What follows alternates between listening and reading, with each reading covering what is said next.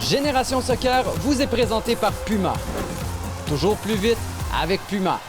Ici Stéphanie Gagnon en remplacement de Goran Bratić. Bienvenue à ce nouvel épisode de Génération Soccer. Cette semaine, on vous présente une première au Québec, un tournoi de futsal extérieur. Mais avant de débuter, on vous présente un excellent reportage avec notre grande championne olympique, Josée Bélanger.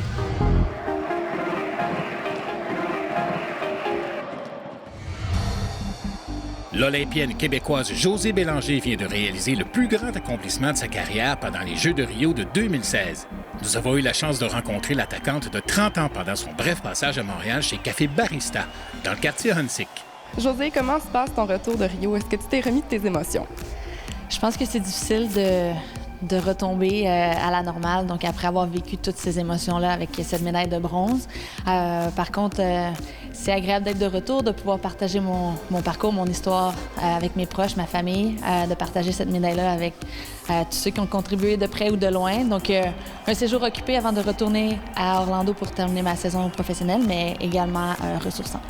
Quels sont tes plus beaux souvenirs à Rio? Je dirais que ce qui a été agréable, c'était de pouvoir vivre l'expérience au village olympique les 2 premiers jours qu'on est arrivé avant de débuter notre tournoi. Pour le soccer, on était dans différents stades à l'extérieur de Rio.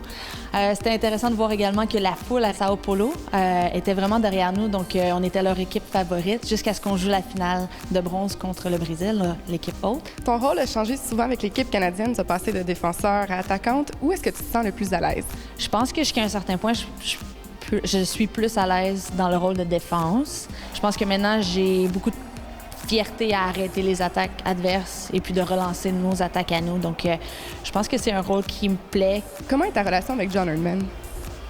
Bien, je pense qu'en fait, on est chanceuse comme équipe canadienne de soccer d'avoir John auprès de nous. Je pense qu'il a vraiment changé pour le mieux le programme canadien, à jouer un style de jeu qui est beaucoup plus cohérent et moderne, et ça nous amène à vraiment être structuré, organisé, adaptable. Donc, je pense qu'on se sent confiant dans nos moyens, on sent qu'on a davantage d'outils pour affronter les meilleures équipes au monde maintenant. Justement, aujourd'hui, je voyais sur Internet que le Canada est maintenant classé 4e au monde, qui est le meilleur classement ever pour l'équipe canadienne de soccer féminine. Le dernier, le meilleur classement était 7e. Donc, je pense que ça démontre bien qu'avec le programme canadien maintenant et l'équipe qu'on est devenue, ça démontre qu'il y a beaucoup de potentiel pour les années prochaines. Depuis un certain temps, on retrouve de plus en plus de joueuses de talent qui s'entraînent avec des équipes masculines de niveau AAA. Voyons ce qu'en dit notre joueuse étoile. J'aimerais te parler d'une nouvelle tendance. Il y a de plus en plus de joueuses élites qui vont s'entraîner avec des garçons. Qu'est-ce que tu en penses? Je dirais que l'avantage de s'entraîner avec des garçons est la composante physique. Donc, on est un peu plus challengé au niveau de la vitesse, notre vitesse de course, mais notre vitesse d'enchaînement technique, etc. Si on en est rendu là, c'est selon moi, c'est parce qu'il manque de structure au niveau féminin. On dépend encore trop des autres pays pour former nos athlètes canadiennes. Ça prend quelqu'un qui a le courage de former une ligue et d'offrir justement l'opportunité des Canadiennes à rester à la maison et de jouer du bon soccer avec les meilleures joueuses au monde. On dit de la nouvelle génération de joueuses qu'elles sont très techniques. Est-ce que tu as pu voir ça? On n'est plus dans les années passées où est-ce que on avait besoin des joueuses qui étaient grandes et fortes, qui frappaient le ballon très loin. Maintenant, on mise vraiment sur les habiletés techniques, comment faire des enchaînements rapides, comment garder la possession du ballon. Donc, effectivement, ça va devenir de plus en plus un atout important pour pouvoir percer au niveau du soccer. Il y a beaucoup de jeunes recrues au sein de l'équipe canadienne. Est-ce que les anciennes sentent un peu de pression? Non, pas du tout. En fait, je dirais que c'est un heureux mélange. Donc, les anciennes, ils ont l'expérience, ils ont vécu déjà des grands événements. Pour plusieurs, c'était leurs 2e Olympiques, 2e médaille de bronze. Les jeunes regardent encore avec des grands yeux, les plus vieilles, tandis que nous, on se laisse inspirer par leur motivation, par leur fougue sur le terrain. Chacun amène un côté positif à l'autre. Croyez-le ou non, en plus du soccer, Josée Bélanger a une autre immense passion. C'est celle du café. On est chez ton partenaire barista.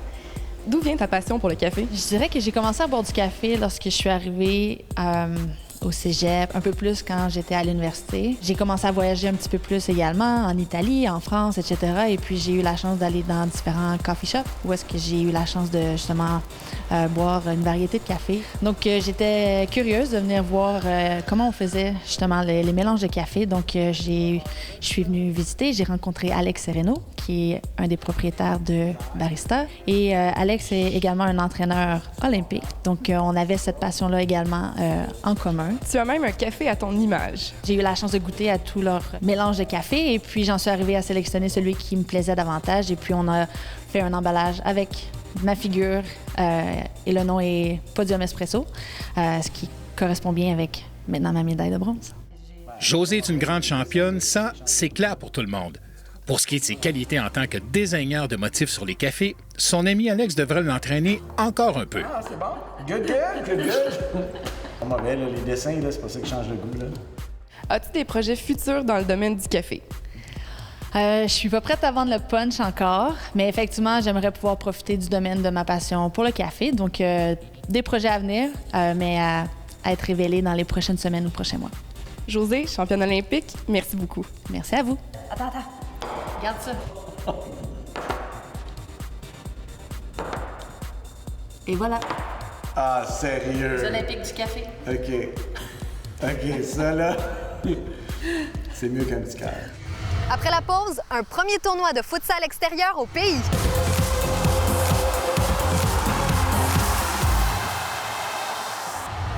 C'est en août dernier que se tenait le premier tournoi de futsal extérieur au pays. L'équipe de Génération Soccer y était.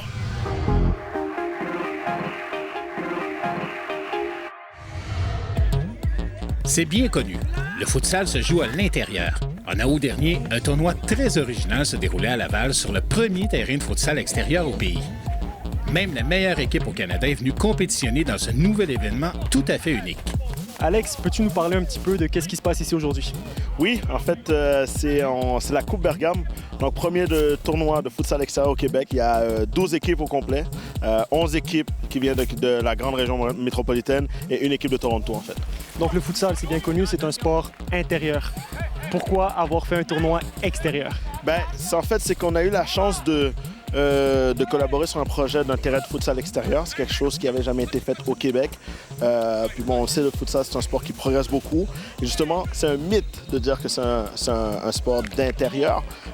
C'est un sport qui peut être joué à l'année longue. Et avec un événement comme ça, justement, ça peut profiter à la promotion du sport du futsal. Un terrain de futsal extérieur, c'est très novateur. Nous avons rencontré Philippe Ciarlot du complexe multisport de Laval afin qu'il nous explique comment s'est fait ce concept. On a remarqué, nous autres, au complexe, que le futsal était de plus en plus populaire. Donc, on a rencontré Canolt de la Ligue futsal 5 étoiles, puis on lui a demandé s'il était intéressé avec nous d'essayer de promouvoir du futsal extérieur.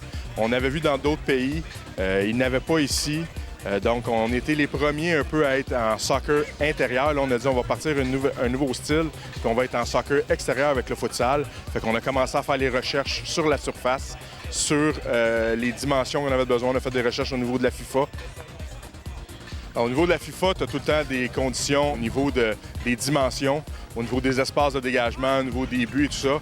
Donc, c'est sur ça qu'on s'est basé. Le terrain ici à Laval est de dimension internationale. Fait qu'à la limite, si on rêve un peu, il pourrait y avoir une Coupe du monde extérieure de futsal sur notre terrain ici, là, à Laval. Le choix des matériaux pour la construction du site a aussi demandé de nombreuses recherches. Les tuiles de polypropylène pour les surfaces intérieures, si on regarde la dernière Coupe du monde, elle s'est faite sur des tuiles de polypropylène. C'est des tuiles de 12 par 12, un genre de plastique. Donc, notre défi à nous autres, c'était de trouver une tuile qui était perforée, qui laissait passer l'eau, puis qui ne réagissait pas beaucoup à la chaleur et au froid. Donc, on a parlé à différentes compagnies et on a trouvé cette tuile-là qui vient directement de Shanghai. Il y a des terrains de basketball qui sont faits comme ça, des terrains de volleyball. Et à l'extérieur, tu as des surfaces de deck hockey qui utilisent pas tout à fait la même tuile pour l'adhérence et tout ça, mais qui utilisent le même procédé de tuile pour jouer à l'extérieur. Notre terrain est accessible aussitôt qu'il n'y a plus de neige, jusqu'à temps qu'il y ait de la neige, dès le début avril jusqu'à la fin novembre. Et les joueurs maintenant. Nous avons parlé à Estuardo Bonillan, qui est un joueur de futsal expérimenté et qui nous a fait part de son opinion au sujet de ce nouveau terrain. Eduardo, est-ce que tu vois des différences majeures par rapport à cette surface de jeu et celle dont tu as l'habitude dans les gyms? Oui, vraiment, c'est complètement différent. J'ai joué un match, ça se passe très vite, c'est 20 minutes et sur le temps que j'ai pu jouer, une surface complètement différente. La texture, on joue plus sur du plastique, alors la stabilité, c'est pas la même. La chaleur qui joue aussi, ça vient influencer énormément. Les dimensions, je veux pas, puisqu'on joue sur un terrain ouvert, on a l'impression qu'on joue dans un plus grand terrain. Ça bouge beaucoup plus vite, alors j'adore ça. Jusqu'à maintenant, c'est extraordinaire. C'est quelque chose que j'avais jamais essayé avant, alors j'aime vraiment ça. Est-ce que tu dirais que tu préfères ça au futsal dont tu es habitué en gym? Honnêtement, moi, j'aime la diversité. C'est pour ça que je joue au futsal. C'est pour ça que j'aime jouer du soccer à 11. Ici, je trouve, si je le compare au futsal, c'est une façon différente de jouer. Alors, c'est ce que j'aime, que ça soit quelque chose de nouveau. C'est sûr que ça va attirer beaucoup de gens au fur et à mesure que ça va avancer avec les années. Revenons avec l'organisateur de ce tournoi unique en son genre. Et peux-tu nous parler un peu des forces en présence? Qui s'est présenté à ce tournoi? On a plusieurs bonnes équipes de la région de Montréal. Aussi, on a une équipe de Toronto, on a l'équipe championne canadienne d'ailleurs, Toronto United Futsal qui est dans notre tournoi. C'est une équipe qu'originalement s'appelait Boca Juniors. On les a connus dans nos événements à nous. C'est une équipe de Toronto qui venait faire ces quelques tournois. Et dès qu'on les a vus, ça fait 2 ans peut-être, on voyait que le niveau de jeu était très relevé. Ils jouaient le vrai futsal, beaucoup de mouvements et tout ça. Et ils ont fait un changement de structure. Ils sont changés pour devenir Toronto United Futsal. Et c'est une équipe qui a gagné le championnat, qui ont de très bons joueurs. Ils ont 3 joueurs, si je ne m'abuse, sur l'équipe nationale de futsal. Mais c'est une équipe qui est très belle à voir jouer. Dans le prochain segment, nous vous présentons la finale de ce premier tournoi de futsal extérieur. Avant d'aller à la pause, voici quelques superbes images de cet événement exceptionnel juste pour vous.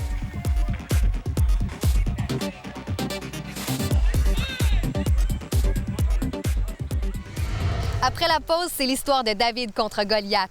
Une jeune équipe d'une école secondaire du Québec affronte la meilleure équipe au pays.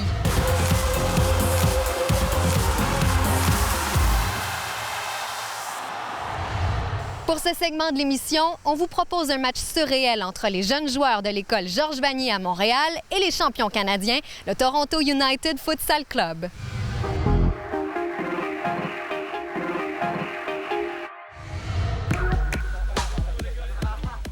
C'est une finale vraiment surprenante qui nous attendait au premier tournoi de futsal extérieur du pays. Les jeunes et talentueux joueurs de l'école secondaire Georges Vanier de Montréal, aidés par quelques anciens, allaient affronter l'équipe championne du Canada. Ce match était spectaculaire.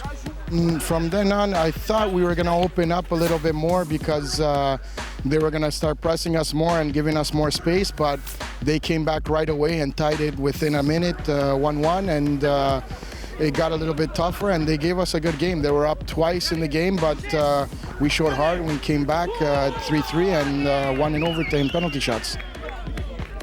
Le super attaquant ontarien Marco Rodriguez semble dire qu'il n'était pas surpris de voir autant de bons joueurs au Québec.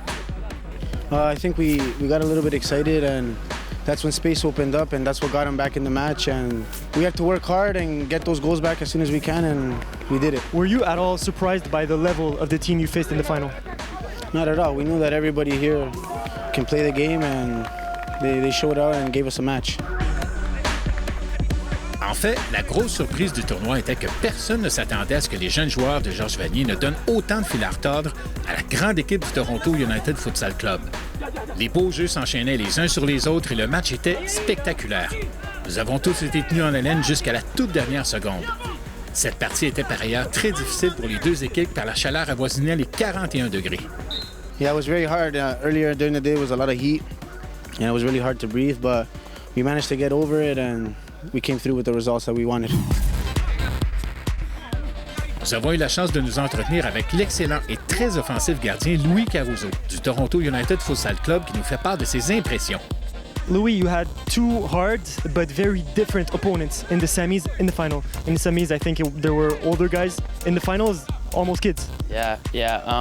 As young kids, you know, they went out there and played with their heart and showed that they had nothing to lose. And you know, I was pretty surprised with how much they didn't respect us. You know, because in soccer, coming in with a young team, you know, usually teams they would show respect, but these guys, they didn't care who the hell they were playing. They had no care in the world, and that's what you have to do, especially in a money tournament or a any big tournament that is shortened lengthwise. And you know, I shook every one of their hands after the game, and I told them that be proud of the job that you guys did, because I don't think any team wanted to play us, but the way that they played us was absolutely incredible, and they had a plan, and you know, it worked. But like I said earlier, the shootout can go any way. I got lucky. I made one save, and their keeper got close to a couple, but that's just the way it goes.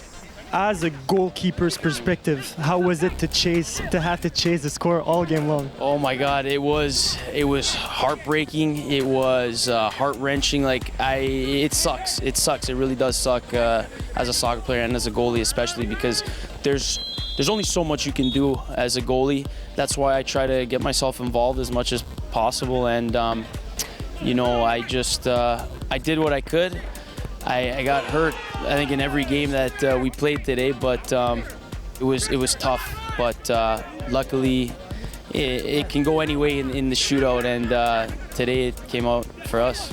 I was surprised with, once we got to the semifinals and the finals, how much heart everyone had and how much skill that everyone had, and I was overall surprised with how good each team was. Yeah.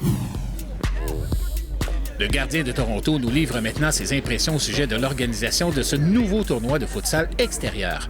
I was telling you guys earlier that it feels kind of like you were in another country, like in South America or in Europe. And, you know, just being in the outdoors is a totally different game for us, or for me. And, I mean, I loved it. I felt like a professional somewhat. Et maintenant, nous nous entretenons avec ceux qui ont créé la surprise, les jeunes joueurs de l'école Georges Vanier de Montréal. Vous verrez qu'effectivement, ils ne se sont pas laissés impressionner. Mais nous, on ne s'est pas fait intimider à cause que c'est Toronto. On a gardé notre focus, on a joué comme si c'était une autre équipe. Et c'est pour ça justement qu'on a tenu le coup jusqu'en penalty. Tout d'abord, félicitations les gars, vous avez montré une très belle image du foot québécois. Parlez-nous un peu de ce match. En fait, on a commencé, on est une équipe qui a pas souvent joué ensemble. On s'est retrouvés ici pour le tournoi. Au début, on a fait des bons résultats. On a passé 1-0 avec un beau but de Dia. Mais on a tout donné, on n'avait rien à perdre d'être venu ici. On a eu d'expérience, on a joué contre une très bonne équipe. Personnellement, c'est une excellente équipe. On a tout donné pendant notre match, puis finalement, on a perdu en penalty, mais ça arrive. Comment est-ce que vous avez réagi quand vous prenez le 1-0 dans la première minute de jeu? En équipe, on se soutient, alors mentalement, ça nous a un peu affecté. Mais on se soutient, puis Dia est revenu pour égaliser, bien sûr. Puis c'est comme ça qu'on a surmonté le premier but. Et on est une équipe jeune aussi, c'est de l'expérience. Prendre des buts, c'est pas grave, mais le fait qu'on est retourné, ça prouve qu'on lâche pas, c'est bien. Puis c'est ça, c'est la vie, perdre des penaltys, ça dérange pas, ça fait que donner de l'expérience. Les impressions au niveau de cette nouvelle surface de jeu maintenant. Ça glisse, mais bon, premier match, deuxième match, on s'est habitué. Puis c'était une excellente idée d'avoir ce projet-là. Moi, personnellement, c'est un peu la température. La température nous a vraiment touché les deux premiers matchs. Mais Dieu nous a aidés, tu vois. Il n'y a plus de soleil, puis... Félicitations encore une fois pour votre excellent tournoi, les gars. Merci beaucoup. Merci, merci Bergam.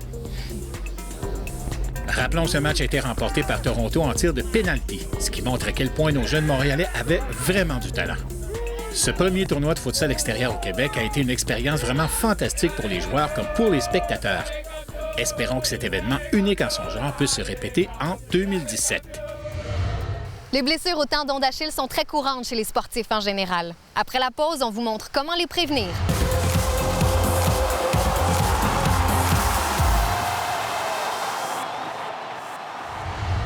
Les blessures au tendon d'Achille sont un véritable cauchemar pour tous les sportifs. Stéphane Lamy de chez Kinatech Sport Physio nous explique comment les prévenir.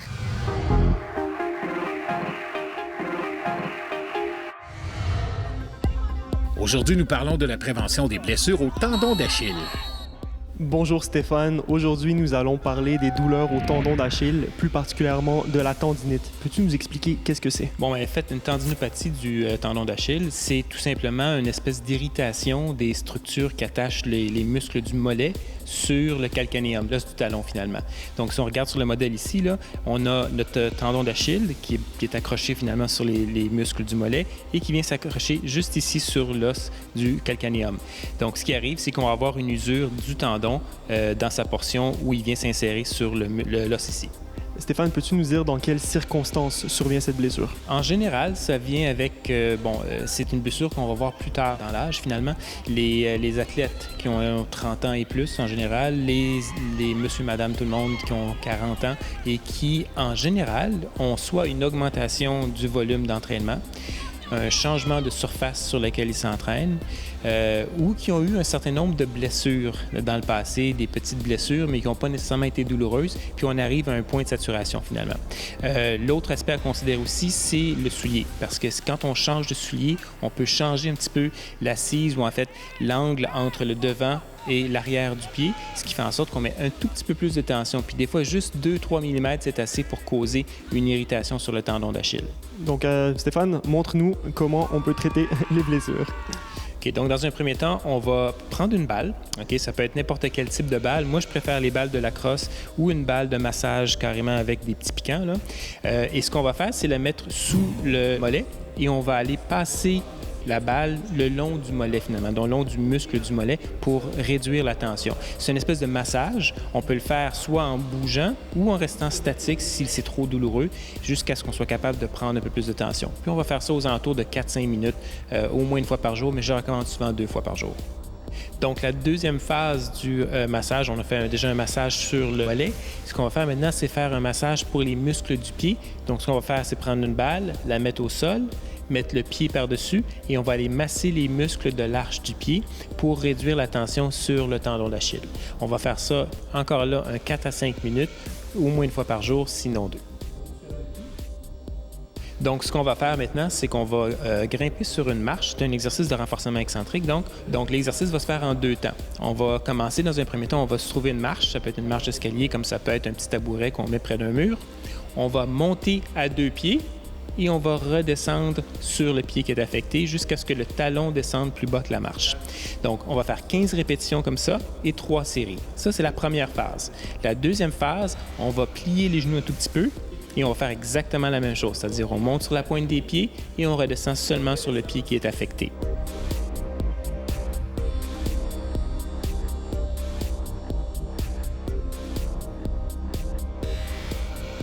Toujours aussi pertinent. Merci beaucoup, Stéphane. Ce fut un plaisir. J'espère que cet épisode vous a plu. C'était Stéphanie Gagnon pour Génération Soccer. À la prochaine.